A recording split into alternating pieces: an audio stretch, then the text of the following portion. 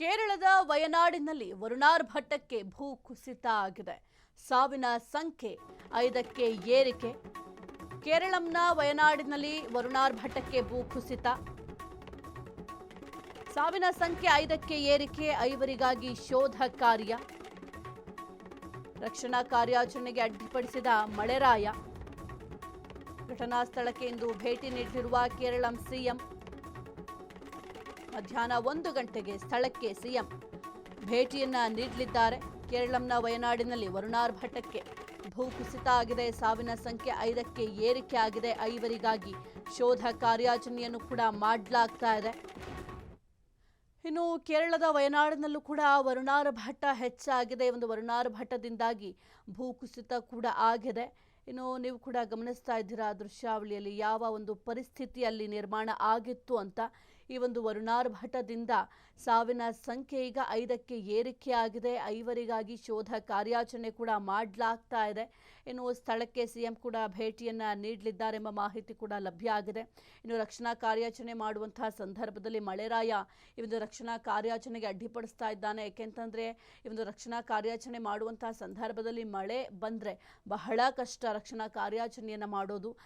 ಸದ್ಯಕ್ಕೆ ಮಳೆರಾಯನಿಂದ ಈ ಒಂದು ರಕ್ಷಣಾ ಕಾರ್ಯಾಚರಣೆಗೂ ಕೂಡ ಅಡ್ಡಿ ಆಗ್ತಾ ಇದೆ ಎಂಬ ಮಾಹಿತಿ ಕೂಡ ಲಭ್ಯ ಆಗ್ತಾ ಇದೆ. ದೃಶ್ಯಾವಳಿಯಲ್ಲಿ ಗಮನಿಸ್ತಾ ಇದ್ದಾರೆ ಯಾವ ರೀತಿ ಒಂದು ಭೂ ಕುಸಿತ ಆಗಿದೆ ಅಂತ. ಸದ್ಯಕ್ಕೆ ಅಲ್ಲಿ ಒಂದು ಬಿಗುವಿನ ವಾತಾವರಣ ನಿರ್ಮಾಣ ಆಗಿದೆ.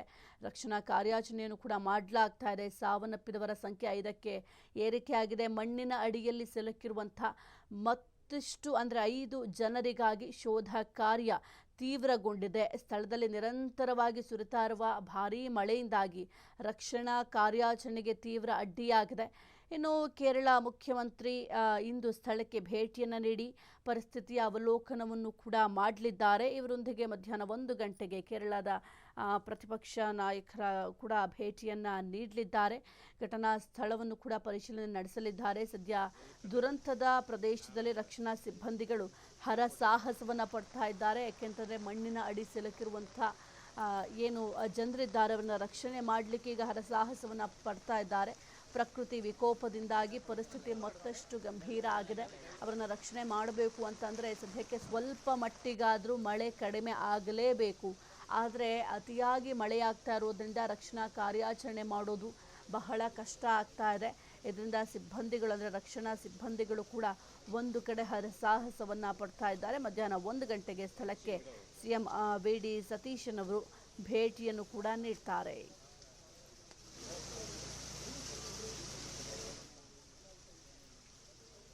ಇನ್ನು ಕೇರಳದಲ್ಲಿ ನೀವು ವರುಣಾರ್ಭಟಕ್ಕೆ ಯಾವ ರೀತಿ ಅವ್ಯವಸ್ಥೆ ಆಗಿದೆ ಅಥವಾ ಯಾವ ರೀತಿ ದುರಂತ ಸಂಭವಿಸಿದೆ ಅಂತ ದೃಶ್ಯಾವಳಿಯಲ್ಲಿ ಗಮನಿಸ್ತಾ ಇದ್ದೀರಾ.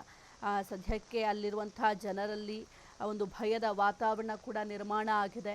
ಏಕೆಂತಂದರೆ ಈ ರೀತಿಯಾಗಿ ಒಂದು ಭೂಕುಸಿತ ಆದಾಗ ಸರ್ವೇ ಸಾಮಾನ್ಯವಾಗಿ ಅಲ್ಲಿರುವಂಥ ಜನರಲ್ಲಿ ಭಾರೀ ಪ್ರಮಾಣದಲ್ಲಿ ಆತಂಕ ಕೂಡ ಇರುತ್ತೆ.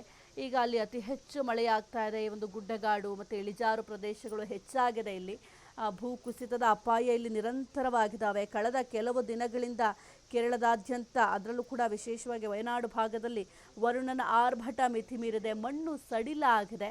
ಇದರಿಂದ ಈ ಒಂದು ಭೀಕರ ದುರಂತ ಕೂಡ ಸಂಭವಿಸಿದೆ.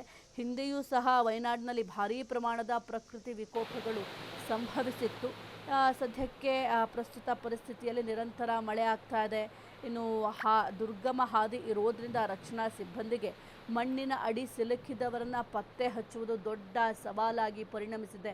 ಸಾಕಷ್ಟು ಹರಸಾಹಸವನ್ನು ಪಡ್ತಾ ಇದ್ದಾರೆ ಮಣ್ಣಿನ ಅಡಿ ಸಿಲುಕಿರುವವರನ್ನ ರಕ್ಷಣೆ ಮಾಡಲಿಕ್ಕೆ. ಆದರೆ ನಿರಂತರ ಮಳೆ ಆಗ್ತಾ ಇರೋದ್ರಿಂದ ಬಹಳ ಕಷ್ಟ ಆಗ್ತಾ ಇದೆ. ಸಾಕಷ್ಟು ಹರಸಾಹಸವನ್ನು ಪಡ್ತಾ ಇದ್ದಾರೆ. ಮಣ್ಣಿನ ಅಡಿ 5 ಸಿಲುಕಿದ್ದಾರೆಂಬ ಮಾಹಿತಿ ಕೂಡ ಲಭ್ಯ ಆಗಿದೆ. ಈಗ ಸದ್ಯಕ್ಕೆ 5ರನ್ನು ರಕ್ಷಣೆ ಮಾಡಲಾಗಿದೆ. ಇನ್ನೂ 5 ಈ ಒಂದು ಮಣ್ಣಿನ ಅಡಿ ಸಿಲುಕಿದ್ದಾರೆಂಬ ಮಾಹಿತಿ ಕೂಡ ಲಭ್ಯ ಆಗಿದೆ. ಅಂದರೆ ಈ ಒಂದು ಭಾಗ ಏನಿದೆ ಸಾಕಷ್ಟು ಇಳಿಜಾರು ಪ್ರದೇಶಗಳಿದ್ದಾವೆ. ಹಾಗಾಗಿ ಸ್ವಲ್ಪ ಮಳೆ ಹೆಚ್ಚಾದರೂ ಕೂಡ ಈ ಒಂದು ಭೂಕುಸಿತದಂಥ ಸಮಸ್ಯೆಗಳು ಉದ್ಭವ ಆಗುತ್ತೆ.